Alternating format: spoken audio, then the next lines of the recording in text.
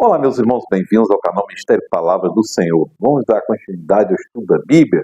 Vamos concluir hoje o Evangelho de Jesus Cristo segundo Marcos, capítulo 14, 15 e 16. Meu irmão, o capítulo 14 começa com Jesus sendo ungido em Betânia, cidade que morava Lázaro, Marta e Maria. Faltavam apenas 2 dias para a Páscoa, para a festa dos pães sem fermento.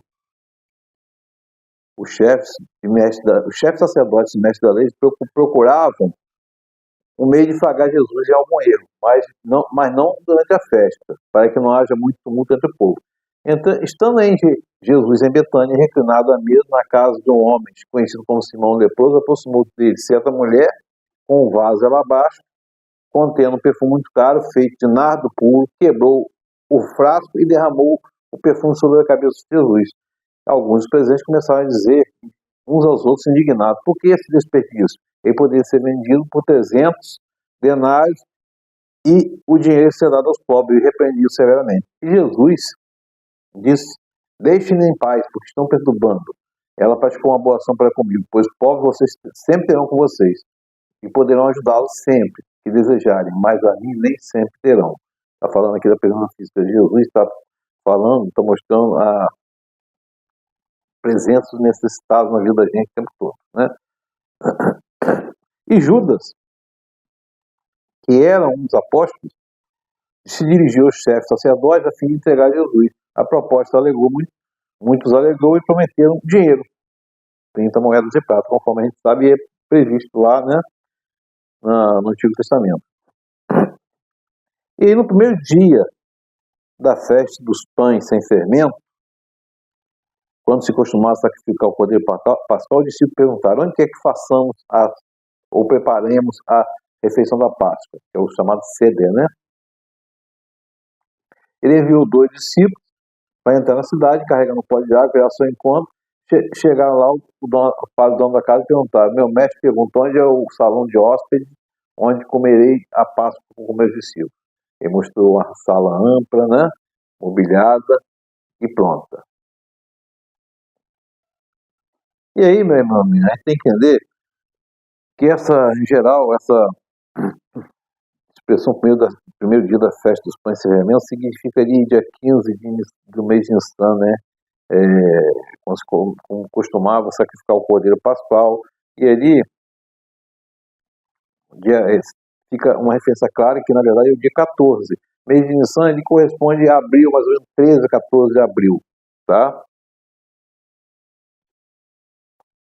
E a totalidade da celebração era às vezes referida como festa dos pães sem fermento. Há outras evidências também que o dia 14 de Nissan pode ter sido mencionado em linguagem genérica como o primeiro dia dos pães sem fermento também, tá? E aí começaram a perguntar, Jesus disse: o que está à mesa comigo me trairá. E claro, ficaram tristes um por um, pelo me disseram: com certeza não sou eu, afirmou Jesus. É um dos 12, alguém que come comigo no mesmo prato.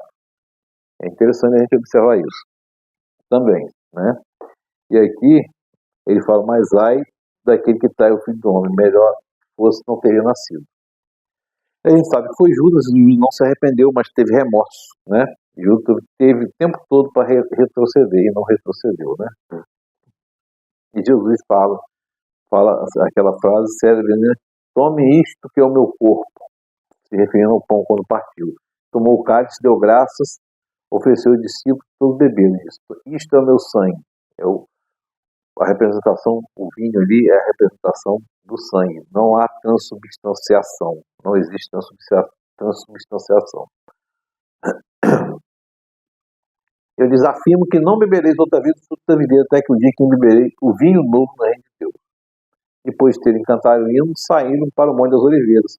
E aí, Jesus, no Monte das Oliveiras, vai dizer assim: vocês todos me abandonarão, ferirei o pastor e as ovelhas serão dispersas. Como está previsto, E aí, depois de ressuscitar, irei adiante de vocês para a Galileia. Pedro declarou: o Senhor, ainda que todos te abandonem, eu não te abandonarei. Ainda esta noite, antes que duas vezes cante o galo, 3 vezes você negará. Aqui está a narrativa diferente de Mateus, tá? Então, o galo canta 2 vezes, ou seja, que não tem galo, né? É gacilinho, que é um tipo de corneto que se assemelha ao som do galo, que é tocado na troca da vigília, né? Pelos guardas, né? Então, antes que o galo cante 3 vezes, você me negará, né? Antes que o galo cante 2 vezes, 3 vezes me negará. Então, houve 2 trocas aqui. Marcos está narrando que houve 2 trocas. A trombeta, o garcilinho foi tocado 2 vezes e Pedro negou as 3 vezes, durante essas 2 trocas de vigília, tá? E Jesus vai para um lugar chamado Getsemane, né? Sentaram ali e levou consigo Pedro, Tiago e João. Começou a ficar aflito e angustiado e disse: a minha alma está profundamente triste, numa tristeza mortal. Fiquem aqui e vigiem. Indo mais um pouco, orava e falava assim, dizia: Abba, né? Expressão de intimidade de Jesus com Deus. Tudo é possível. Afaste-me esse cálice, contudo não seja o que eu quero, mas sim o que tu queres. Meu irmão, minha irmã,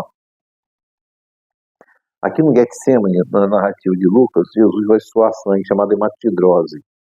E a gente vai explicar isso na frente. Mas aqui não tem. Entretanto, isso é muito significativo. Não quer dizer que não tenha acontecido. Apenas Lucas é mais técnico e mais detalhista, até porque era um cientista, era um médico, né, do que Marcos. Marcos era evangelista, não foi apóstolo. Foi, inclusive, discípulo de Pedro, né? E é muito significativa essa questão aqui do Getsemane, né? Relacionada ao suar sangue de Jesus, o processo de hematidrose, porque o nome hebraico, Getsemane, significa prensa do azeite, o lugar de primeiro azeite de oliva. Ou seja, Jesus estava tão exprimido pela angústia, pela ansiedade, pelo pavor, que suou sangue. Suou sangue, ou seja, a azeitona foi prensada e espremida para sair o azeite, né? Jesus vai ser preso. E aí apareceu uma multidão junto com Judas, armados de varas, espadas, chefiados pelos chefes sacerdotes religiosos. Beijou Jesus, né, porque era o sinal combinado para traição ao mestre, e o beijou. Agarraram Jesus e prenderam. Então um deles, né, chamado um deles, foi Pedro, puxou a espada e arrancou a orelha do servo do sacerdote chamado Malco. E Jesus tirou a orelha de Malco, pegou a orelha de Malco, reimplantou, colocou no lugar, reimplantou milagrosamente, fez um milagre, curou o Malco daquele mal que Pedro havia feito, né? E aí, meu irmão, minha irmã, a gente precisa entender que Jesus é o Senhor da vida, né? Ele fez mais um milagre aqui, mais um milagre antes de ser crucificado. Ele fez o quê? Reimplantou a orelha do servo chamado Malco, né?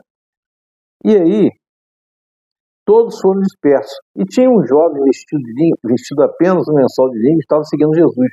Quando tentaram prendê-lo, esse jovem fugiu, não deixou o lençol para trás. Aqui não diz que não diz a identificação do jovem. Porém, talvez leve aqui que se tratasse do João Marcos, escritor desse evangelho aqui. Em geral, que usava um lençol de linho, mas em geral a roupa exterior era de lã. A peça de linho fino deixada na mão do guarda indica que o jovem pertencia a uma família abastada. O linho era uma vestimenta cara, né? Jesus vai para o Sinédrio, diante do sumo sacerdote, e os líderes religiosos perguntam a ele o que ele falou a respeito de destruir o templo feito por mãos humanas. Destruam esse templo e em 3 dias eu o erguerei. Estava falando do seu corpo, que em 3 dias ressuscitaria, não do templo físico lá de pedra, né? E outra vez o sumo sacerdote perguntou: você é o filho do Deus bendito? Ele disse categoricamente: sou. Então, vereis o Filho do Homem assentado à direita do Poderoso, vindo com as nuvens no céu. E o sumo sacerdote rasgou as roupas em sinal de protesto, sinal de raiva, né? Alguns acham que é mágoa, eu particularmente acho que é um sinal de raiva aqui, de ofensa à sua religiosidade, ao seu cargo. E perguntou: o que acham? Todos o julgaram digno de morte. E nesse contexto aqui, Pedro estava no pátio, porque Pedro devia ter alguma certa influência. Pedro, a gente tem que lembrar, Pedro era pescador, e ele, Tiago, João, filhos de Zebedeu, eles eram donos de barco de pesca, portanto, eles tinham uma empresa de pesca e talvez fornecessem peixe para o sumo sacerdote. Por isso que Pedro estava lá. Isso é uma hipótese, né? E aí Pedro vai e nega 3 vezes. E aí se negou Pedro 3 vezes. Pedro negou 3 vezes. Quando o galo cantou pela segunda vez, Pedro então se lembrou da palavra que Jesus tinha dito a esse respeito, né? Houve 2 trocas de vigília, a corneta, Gacilínio tocou 2 vezes, 3 vezes durante essas 2 trocas, Pedro negou. Jesus já para diante de Pilatos. Você é o rei de judeus? Perguntou Pilatos. Tu dizes, respondeu Jesus. Jesus não disse que era rei de judeus. Os sacerdotes estão acusando você de muita coisa. Então Pilatos perguntou novamente, você não vai responder? Veja quantas coisas estão te acusando. Mas Jesus não respondeu nada, ficou quieto, né? Foi levado mudo, como está escrito, né? Como uma ovelha para o matadouro, né? Pilatos ficou impressionado. E durante a festa lá, era comum soltar um prisioneiro. E pediram, quer que eu solte o rei de judeus? Perguntou Pilatos, sabendo que fora por inveja que os chefes sacerdotes lhe haviam entregado Jesus. Mas os chefes sacerdotes citaram a multidão a pedir que Pilatos, ao contrário, soltasse Barrabás. E foi solto Barrabás. E aí, meu irmão, tentaram ainda para crucificar, né? Soltaram Barrabás e os soldados levaram Jesus para dentro do palácio, isto é, ao pretório, né? Reuniram a tropa, vestiram com um manto de púrpura, depois fizeram uma coroa de espinho, colocaram na cabeça dele e começaram a saudá-lo. Salve o rei judeu, em tom de escárnio, né? Foi uma coisa muito violenta, a gente tem essa visão romântica de acordo com os filmes, né, aquela coisa toda, mas é uma visão violentíssima, a gente sente no coração essa coisa violenta que foi. A crucificação era uma morte horrível, e era uma morte comum nos romanos da época, meu irmão. Era do sistema de governo romano. Depois levaram para fora a fim de crucificar, né? E aí, durante a caminhada, um homem de Cirene chamado Simão, pai de Alexandre e Rufo, passavam por ali chegando do campo e forçaram a carregar a cruz, senão Jesus não conseguiria chegar lá, porque a cruz era muito pesada, né? Meu irmão e irmã. Interessante que esses 2 nomes, Alexandre e Rufo, são mencionados somente em Marcos, mas de tal maneira que se subentende que serem conhecidos e destinatários desse evangelho. Rufo pode ter sido o mesmo, inclusive referido na carta aos Romanos, no capítulo 16, versículo 13, carregar a cruz, lá, como está escrito lá. Entendeu? E aí, chegaram lá e deram vinho misturado com mirra, mas ele não bebeu. Por quê? Era um tipo de alucinógeno, anestésico para tirar a dor. Jesus permaneceu sentindo a dor. Tiraram a roupa dele, ficou nu. Jesus ficou nu, uma humilhação terrível, suprema, né? Isso aí era 9 horas da manhã quando crucificaram. E em cima estava escrito em hebraico assim, Inri, Jesus, este é o rei judeu. Crucificaram com os 2 ladrões, um à direita e outro à esquerda. E aqui cumpriu-se a escritura. Foi contado com os transgressores. E os ladrões que estavam crucificados ao lado dele, neste momento aqui ainda, um não tinha se arrependido, os 2 estavam insultando. Tá? Somente um, depois lá em Lucas, você vai ver que se arrependeu. E aí, houve trevas do meio-dia às 3 da tarde, ou da hora 6 da hora 9, né? Por volta das 3 da tarde, Jesus bradou em alta voz, Elohi, Elohi, lama sabachthani. Significa, meu Deus, intimidade e desespero, por que me abandonaste? Você vê o tamanho do desespero, nesse sentido aqui, o tamanho do abandono que Jesus sentiu ao saber que Deus o havia abandonado, né, para carregar sobre si os pecados da espécie humana. A aflição que foi, a gente não pode nem imaginar, nem mensurar como é. A gente sente uma angústia com qualquer probleminha aqui, a gente fica desesperado, fica angustiado, e a angústia é uma coisa ruim, a ansiedade é uma coisa ruim. Imagina nesse contexto aqui que Jesus sofre dessa maneira, meu irmão. E aí, Jesus solta um alto brado e expirou, ou seja, colocou o ar para fora. Expirar quer dizer morrer. O véu do santuário rasgou-se de 2 partes, de alto a baixo, ou seja, acabou aquela separação entre o lugar santo e o santíssimo, porque Jesus nos deu com a morte acesso livre a Deus. Não precisamos de sacerdote para nos conduzir em oração a Deus. Jesus é o nosso intercessor. O centurião que estava à frente, ouviu o seu brado e viu como morreu realmente esse homem era o Filho de Deus. O centurião falou. Algumas mulheres estavam de longe observando. Entre elas estava Maria Madalena, Salomé e Maria, mãe de Tiago, mais jovem, e de José. Meu irmão, minha irmã, provavelmente que Salomé deveria ser Zebedeu, mãe de Tiago e João. Tá? E aqui, no dia da preparação, aqui ainda era sexta-feira, como já estava ficando tarde, eles tinham urgência de tirar o corpo de Jesus do madeiro lá, da cruz, né, para poder sepultá-lo, né, porque ia se iniciar o sábado, né, antes do pôr do sol. Aqui é uma questão também, uma questão do judaísmo, uma questão do sábado, né. E aí, José de Arimateia, que era membro de destaque do Sinédrio, também esperava o reino de Deus, dirigiu-se corajosamente a Pilatos, pediu o corpo e foi sepultar Jesus. Depois de rolar uma pedra para entrar no sepulcro, Maria Madalena e Maria, mãe de José, viram onde foi colocado. E aí, meu irmão, minha irmã, termina o sábado, no dia seguinte, termina o sábado, por volta das 18 horas, né? Que antes não era possível fazer nada, durante o sábado não era possível fazer nada. Foram comprar especiarias aromáticas para ungir o corpo de Jesus, porque os judeus não praticavam o embalsamento, né? Essas especiarias foram trazidas num ato de devoção e amor para ungir o corpo de Jesus. Reconheciam assim eles estavam sem entender ainda, né, sobre a ressurreição, mas reconheciam a majestade de Jesus.